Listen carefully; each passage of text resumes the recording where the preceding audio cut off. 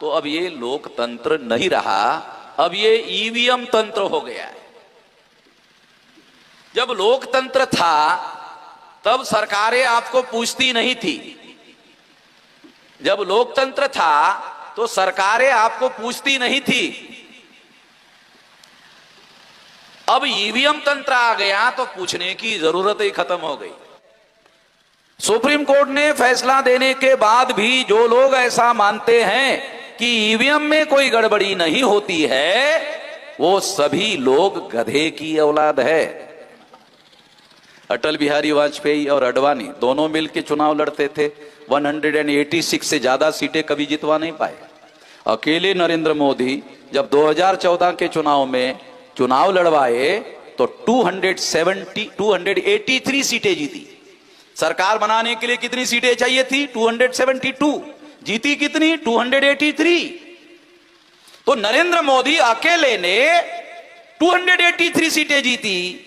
अटल बिहारी अडवाणी दोनों मिलकर चुनाव लड़ते थे, 186 से ज्यादा सीटें नहीं जितवा पाए। नरेंद्र मोदी इतनी ज्यादा सीटें जितवाने में कामयाब क्यों हुए? ईवीएम में घोटाले के मुद्दे पर कांग्रेस के साथ आरएसएस बीजेपी का समझौता हुआ। ये इतना सारा सबूत और 2 पैकेट और भरे हुए हैं। अब इसको रोका कैसे जाए?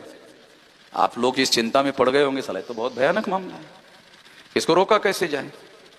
रोकने का पहला कार्यक्रम आप लोगों को पहले जगाना होगा, क्योंकि हमारे बहुत सारे लोगों को ऐसा लगता है कि ये मशीन में खाली कैसे गड़बड़ी होती। मशीन अपने आप थोड़ी काम करती, मशीन से लोग काम करवाते हैं, इसलिए आदमी घोटाला करवाता है। अगर भारत बंद के बाद भी चुनाव आयोग नहीं मानता है तो 2024 के अंदर ईवीएम मशीन फोड़ेंगे। कश्मीर तक चलने वाली परिवर्तन यात्रा निकाली जा रही है। पार्ट 1 में जो परिवर्तन यात्रा निकाली गई थी वो 6 महीने की 180 दिन की थी। ये परिवर्तन यात्रा 365 दिन की है। 21 फरवरी 2023 से शुरू होकर 21 फरवरी 2024 को समाप्त होगी, यानी 365 दिन तक चलेगी। और 31 राज्यों में 674 जिलों में 6000 तहसीलों में 22,000 ब्लॉक में और 1.5 लाख गांवों तक इसका मैसेज पहुंचाने का कार्यक्रम है। तो ये इतना बड़ा विशाल कार्यक्रम हम लोगों ने निर्धारित किया। ये इसलिए निर्धारित करके चला रहे हैं क्योंकि मैं जब 18 साल 3-4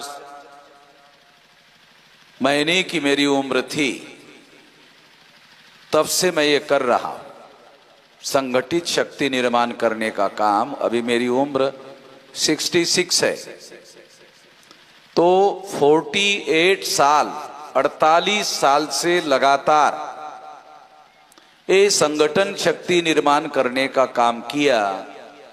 इस वजह से इतना बड़ा विशाल संगठन निर्माण हुआ, इतनी बड़ी विशाल संगठित शक्ति निर्माण हुई।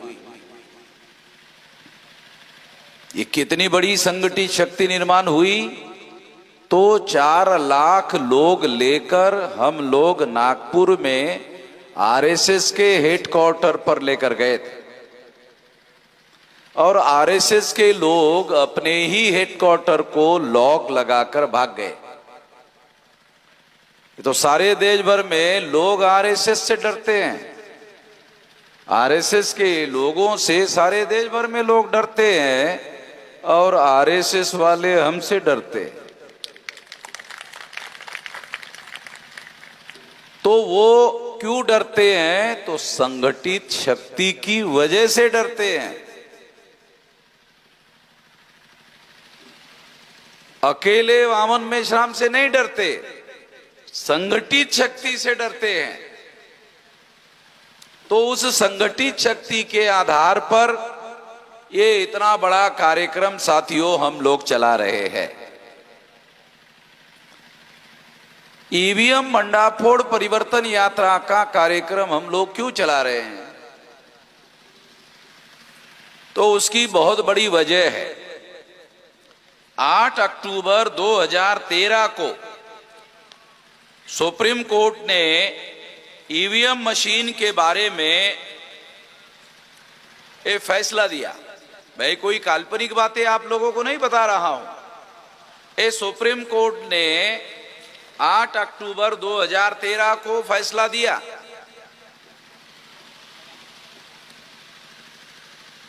तो ये सुप्रीम कोर्ट ने जो फैसला दिया, उस फैसले में सुप्रीम कोर्ट क्या कहती है कि ईवीएम मशीन के द्वारा फ्री, फेयर एंड ट्रांसपेरेंट चुनाव नहीं हो सकता। फ्री यानी भ्रष्टाचार मुक्त नहीं हो सकता, फेयर यानी निष्पक्ष नहीं हो सकता, ट्रांसपेरेंट यानी पारदर्शी नहीं हो सकता। तीनों शब्दों को मिलाकर एक शब्द बनाया जा सकता है कि ईवीएम मशीन घोटाला करके ही चुनाव कर सकती है। ये सुप्रीम कोर्ट के कहने का मतलब है। और बहुत आसान भाषा में, आप गांव के रहने वाले लोग हैं, तो अगर आपको कहा जाए तो ईवीएम मशीन आप लोगों के वोटों की चोरी करती है। आपके घर में चोरी हुई तो आप एफआईआर करते हो ना पुलिस चौकी में। तो ये ईवीएम मशीन आपके वोटों की चोरी करती है। इस चोरी की वजह से जानते हो कितना भयानक परिणाम होता है। आप जिसको चुनना चाहते हैं उसको चुन नहीं सकते। आप जिसको हरवाना चाहते हैं उसको हरवा नहीं सकते। आप जिसकी दिल्ली में सरकार बनाना चाहते हैं नहीं बना सकते। आप जिसकी सरकार नहीं बनाना चाहते हैं उसी की सरकार ईवीएम मशीन दिल्ली में बना देती है। लोकतंत्र ये शब्द क्यों बना? लोग सरकार चुनते हैं इसलिए शब्द बना लोकतंत्र। अब आपके पास से एमएलए, एमपी, विधायक और सांसद को चुनने का अधिकार खत्म हो गया, तो सरकार बदलने का, सरकार चुनने का अधिकार आपका खत्म हो गया लोगों का। तो अब ये लोकतंत्र नहीं रहा, अब ये ईवीएम तंत्र हो गया है। जब लोकतंत्र था तब सरकारें आपको पूछती नहीं थी। जब लोकतंत्र था तो सरकारें आपको पूछती नहीं थी। अब ईवीएम तंत्र आ गया तो पूछने की जरूरत ही खत्म हो गई। कम से कम नमस्कार तो करते थे। ये जनता जनार्दन है, 5 साल में इनके पास जाकर के हमको वोट मांगना पड़ता है, तो नमस्कार करते थे। अब वो सोचते हैं अरे अब इनको नमस्कार करने की क्या जरूरत है, अब ईवीएम माता की पूजा कर लो, चुनाव जीत जाओ। अब ये नई माता पैदा हो गई, उस माता का नाम है ईवीएम माता। तो फिर आपकी पूजा बंद हो गई और ईवीएम माता की पूजा शुरू हो जाएगी। तो मैं कोई काल्पनिक बातें आप लोगों को नहीं कह रहा हूं। साथियों, जो बात मैं आपको समझा रहा हूं वो मेरी अपनी बात नहीं है, ये सुप्रीम कोर्ट कह रहा है। सुप्रीम कोर्ट क्या है? यहां बैठे हुए लोगों को, कम ही लोगों को पता होगा कि सुप्रीम कोर्ट क्या है। सुप्रीम कोर्ट भारत के संविधान निर्माताओं ने, यानी बाबा साहब अम्बेडकर ने, इस देश में सबसे बड़ी अदालत बनाई।